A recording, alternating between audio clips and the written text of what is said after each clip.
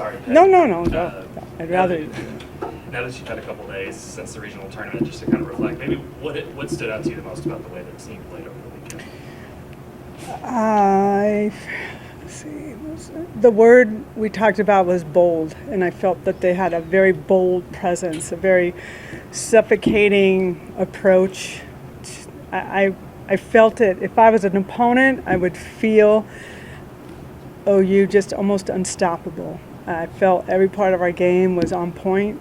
I'm very happy with what it looked like this weekend. You mentioned suffocating. You talked about how you're not too concerned about the defense. It's always been there. But is it playing maybe as well as it has all year right now? Yeah, I think everything is really on point, and they're making it look very easy, which is a sign of a lot of confidence. So, practices have been good. They've been working hard at practice. Running out of things to work on, but I always find something. That's why I'm 15 minutes late. So, but no, they just look confident. They look ready to play. Patty, you said after Saturday's win that one of the weapons with this pitching staff is the teams can't know what you're going to throw at them the next day or who you're going to throw at them. Did that first weekend teach you anything about what you've got in this group in a postseason setting? No, I think I expected it. Really, the only person I'm not quite sure of, because she hasn't gotten enough innings, is KD. But she has shown when has come in that she wants the ball and she's getting it done.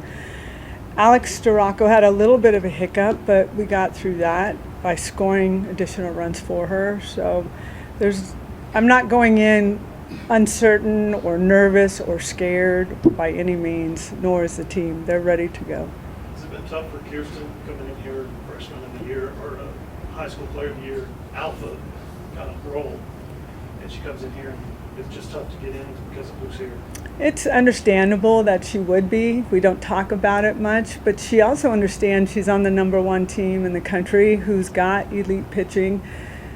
She's smart enough to understand that she's going to learn from these pitchers, and they are rooting for her like nobody's business. So when she is on the mound, all of those pitchers are up on the net. It's rooting for her and talking to her through her innings, between innings and so forth. So she could be a little disappointed, but I think she understands that this is really, really good for her. And she has shown so much confidence that we're not afraid to bring her in at any time now. Your first impression of the Tigers, and what does Clemson do so well? Well, Cagle is the name everybody knows, and she is that. She is legit. She is a big-time two-way player, pitcher, hitter. They've got speed. They've got a good balance of speed, power. They're very athletic. They've got a very, very good pitching staff, much like ours. They have different looks they can bring at you anytime. They have a very good fielding average. This is going to be a battle of two teams that look very similar. We might have a little more power. They might have a little more speed. It's just, here and there we could look different than each other, but very, very similar. Patty, I wanted to ask you about the TRA, and how much different is it of a hitter is she this year than she's been the last couple, and how much different had that team's approached her this year? Obviously, with a little bit different look in the lineup. No, when you become a junior, you're pretty well known, or senior, you're very well known. So pitchers have a good resume on you and what you like or don't like. I think Tiare has been as clutch and timely as she has been since she got here. Maybe her power numbers might look different, but her RBI numbers are good. I mean, everything about her is clutch, is timely. So I don't look at it, I don't compare her seasons. I think she's one of the best hitters in the country without question. Patty, I know you don't think about or you don't talk about winning streaks, but you guys do have a chance to maybe possibly break a record this weekend. I'm wondering if you knew about the Arizona team that originally had it, Mike's team, and if you've ever spoken to him about that. No, 100%. I'm not somebody that even knows unless you all are saying it. I don't count the wins. I don't look back in the record books. what does this do for us? What does it give us? It gives us maybe a bragging right. Our players don't talk about it. I don't talk about it. We don't think about it. We just want to get to the World Series. That's it. However that looks. So it doesn't give us anything. It doesn't give us a trophy. I mean, trophies stay here forever. Titles stay here forever. Records are meant to be broken. Nobody thought that Stacey Newman's record would break, and then Chamberlain broke it, then Allo broke it. I mean, these records are all going to be broken, and nobody's going to care anymore. So I don't get caught up in that, nor does the team. So it's just focusing on what we want, what our goal has been from the beginning, and that is getting to be in that final 8. Does it make it easier, though, that this is happening during the postseason and you've got that stuff right in front of you, than maybe last year when you had the long streak to start the season? Again, I'm not thinking about it. I'm not talking about it, so I don't know.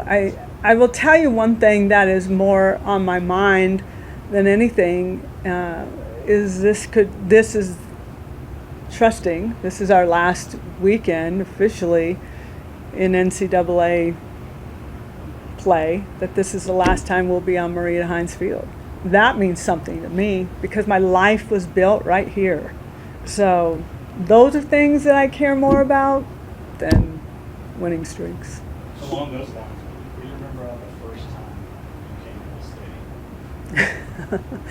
the stadium? I didn't have to pick up trash before practice like we did over at Reeves Park. We didn't get kicked off the field at 5 o'clock because they had to get the fields ready for slow pitch. I mean, that's what we were dealing with. We were just you would never know we were a collegiate team by the way we were treated when we went over there. When I came here, I felt like we went from playing basketball on the blacktop to coming into a real gymnasium. That's kind of what it felt like, just a big step up. Now we're going from a gymnasium to a castle. So it's just a wow factor. But right now our field here is probably not in the top 4 in the Big 12. And we're still getting recruits to come here. We're still winning games here. The fans are still pushing their way into the stadium.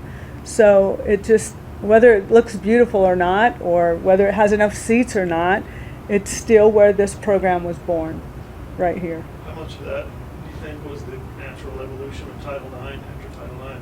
And how much is this program just kind of taking it to another level? Yeah, I think that was big for us, and if it's big for us, it becomes big for other programs as well.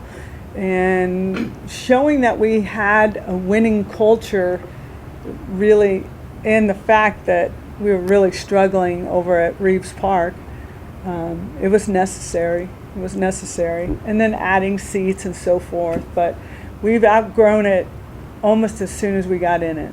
So that's the beauty of it. We learned this week that Marita Hines is actually making the drive Yes. this weekend. How Yeah. special is that? What's your relationship? Very tight. Okay, so Marita Hines hired me. When I had my youngest son, I was pregnant, and it was the first time he was born on January 6th. It was the first time we've ever driven in snow. So we had to go from Norman to Oklahoma City. And we tried to leave real early because I knew it was about time. And so we drove probably 20 miles an hour just to get up there. And Marita Hines had no idea where we were. And so she's calling the highway patrol and she's trying to find out where we are and what happened. Are we okay? So she's always been extremely caring. She was there after DJ was born. She was, besides my husband, she was the first one to hold him. So there's just always this family connection. I talk to her often, and she's the reason why I'm here. You talked about that last game. Is that the kind of thing that's going to make you emotional whenever you get through that last game, or is that something that kind of comes further down the road? I don't know. I don't know. It just depends on a lot of things, It's bittersweet. I sure am going to miss it, but at the same time, I cannot wait until it's like, living in a home that, you've lived in for years and years and years, and it's hard to, take all your pictures down and know that your family grew up in this home, but now we have an opportunity for a new beginning. That's how I look at it. So there's a lot of memories, a lot of beautiful trophies that just lay around this locker room like they're doorstops, because we have no place to put them. So now to be able to showcase all this to the public is going to be tremendous for recruits. It's going to be tremendous. I think I told you guys I've always taken recruits down to football and said, look what they have. Isn't this great? And they're like, yeah. What? Who cares? Look at all these Nike shoes. Which one would you like? Oh, I like that one. I'm like, what are we doing? What am I doing? So now I know at our place we will be self-contained and have everything we need to wow a recruit, and the fans will be wowed. So there's just so much more for us there that you just gotta let go. But my memories will always live here. Are there plans to honor Maria? I think so. We're trying to get NCAA approval of the script and what it says. They're so tight on all of that. So we have to get their approval, and she'll be front and center.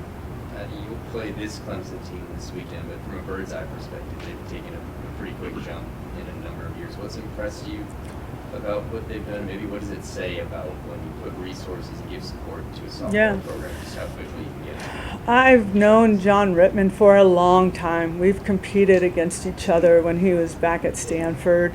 So he is just a really good coach, creates a good environment, goes after the right players, coaches the right way. I'm not surprised. Clemson's a beautiful place that I hear. I've never been there, but the field looks amazing. The stadium, the fans have come out in droves. So he's done a phenomenal job building that program, and will continue to be a team that is in contention for a national championship. Thank you. Thank you guys. Thanks, Patty.